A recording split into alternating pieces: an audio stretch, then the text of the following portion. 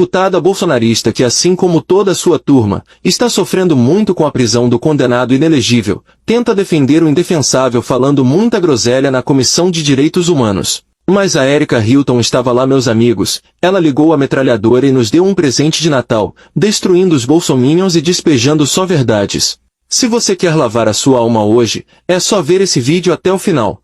Se a gente for pensar, por exemplo, no grau de importância desses dias nacionais, eu só realmente fico um pouco chateada, eu diria, porque a gente deveria também olhar dias nacionais que deveriam ser votados aqui na Câmara, como, por exemplo, o dia do Nascituro, que ele é absolutamente secundarizado, escanteado. Isso sempre quando eu me deparo com uma pauta dessa, eu sempre percebo que, de alguma forma, a gente não hierarquiza direito os princípios e os valores. E aqui, senhor presidente, também não poderia deixar de fazer menção, nesse momento, diante do momento crítico que a gente está vivendo no nosso país. A gente está diante de diversas injustiças, de arbitrariedade, abusos, atropelos. Quantas e quantas vezes a gente vê aqui nessa Câmara dos Deputados pessoas aplaudindo os abusos, inclusive abusos de poder. Agora a gente teve a injusta, covarde perseguição política, que é travestida de justiça, de vingança. Então a gente vê, por exemplo, o maior líder político, que é o presidente Bolsonaro, sendo injustamente preso, por exemplo. Ele poderia muito bem estar comendo acarajé na Bahia, mas não, está preso injustamente. Então, senhor presidente, aqui fica também o meu repúdio. Aqui a gente está numa comissão, por exemplo, de direitos humanos. A gente poderia também estar discutindo violações de direitos humanos de tantos grupos e, infelizmente, a gente vê a seletividade nessa defesa. A gente vê pessoas que dizem lutar pelos direitos humanos, mas invisibilizam a luta daqueles que realmente são injustiçados. Eu citei, por exemplo, o Nascituro, que é invisibilizado. Citei, por exemplo, a luta dos presos políticos, que também muitos sofreram ali, e há denúncias graves de violação de direitos humanos, que essa comissão deveria estar se deparando para não só discutir, mas para tomar providências cabíveis, porque faz parte da comissão. Incrível que muitas vezes a gente vê a comissão que se volta, às vezes, contra uma mãe, como a Júlia Zanato, a deputada que estava ali exercendo a sua maternidade com seu bebê de colo, e aí essa comissão se levanta contra uma deputada, contra uma mãe que está no exercício da sua função, e é aquilo. Tem muita gente que diz que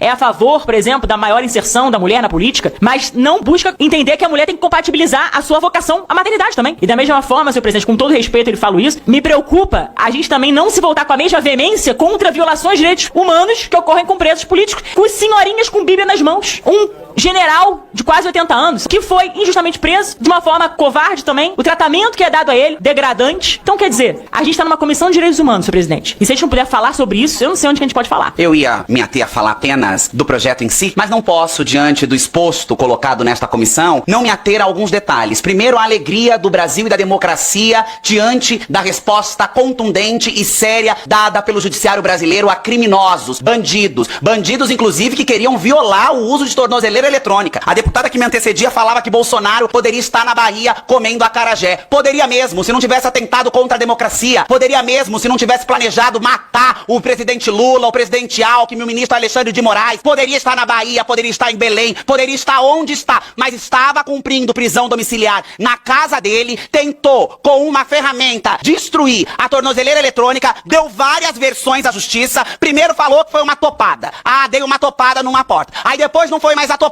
É que ele teve curiosidade. Olha que menino sagaz, curioso. Queria saber, queria estudar eletrônicas naquele momento. Não convincente dessa afirmação, na própria PF diz que ouvia vozes, que escutava vozes. Como que o maior líder do país, segundo os deputados que estão obstruindo esta casa, pode estar nesse estado de dizer que ouve vozes de uma tornozeleira eletrônica? Que está escutando vozes de um objeto que está ali para nos proteger dos crimes que ele cometeram. O Brasil está feliz, porque pela primeira vez na história nós estamos assistindo generais de 4 estrelas respondendo por seus crimes. A democracia é para todos. Todos precisam respeitar a democracia. Aqueles e aquelas que não respeitar irão fazer jus ao nome deste partido. PL, que é o partido da papuda lotada. É Ramagem, é Bolsonaro, é Augusto Heleno, é Anderson Torres. Agora, o próximo é Eduardo Bolsonaro. Carla Zambelli, que fugiu. Ramagem, que fugiu feito uma ratazana. Nem as ratazanas fogem como Ramagem. Porque se você vai enfrentar uma ratazana, ela te enfrenta de volta. Não foge escondida, clandestinamente, se apoia em um atestado médico para continuar a votar dentro desta casa, a usar dinheiro do povo, recurso público para atacar a dignidade das pessoas e do Brasil. O Brasil soberano é um Brasil democrático, é um Brasil que acredita na justiça social. Hoje nós tivemos um passo muito importante. A sanção por parte do presidente presidente Lula do projeto de lei que garante a isenção dos impostos para aqueles que ganham até 5 mil reais. Esta casa, este parlamento, a sociedade brasileira não permitirá ser confundida com esse histerismo. Quer defender bandido? Vai defender o vereador lá do PL que foi preso no Rio de Janeiro porque ajudava as facções criminosas a construir barricada. Os bastião da verdade, os bastião da justiça, os senhores de bem das igrejas, pais de família, com seus partidos em frangalho, porque só tem bandido no partido, porque tá sendo todo mundo preso, um atrás do outro, envolvido com crime, envolvido com facção, envolvido com corrupção, envolvido com tentativa de golpe. Este é o partido do maior líder do Brasil, segundo eles? Este é o Brasil que nós queremos? Aí eu acho engraçado que agora o discurso de bandido bom é bandido morto parou. Agora se fala no princípio da dignidade humana. Este, sem sombra de dúvida, é o único bem que estas prisões estão fazendo. Porque aqueles que aplaudiram o massacre praticado lá no Rio de Janeiro com um fracassado modelo de segurança pública, agora, para defender um senhor que usou uma ferramenta para violar uma tornozeleira eletrônica, vogam aos direitos humanos, ao princípio da dignidade humana, mas é só quando se fala dos seus comparsa. É quando é para proteger os seus aliados. Porque quando é para falar das mulheres mães, das vítimas de violência, das vítimas de estupros, que não merecem levar adiante uma gravidez fruto da sua violência, a deputada citava o caso da deputada que, a mãe não pode... Uma mãe que leva um bebê recém-nascido em um ambiente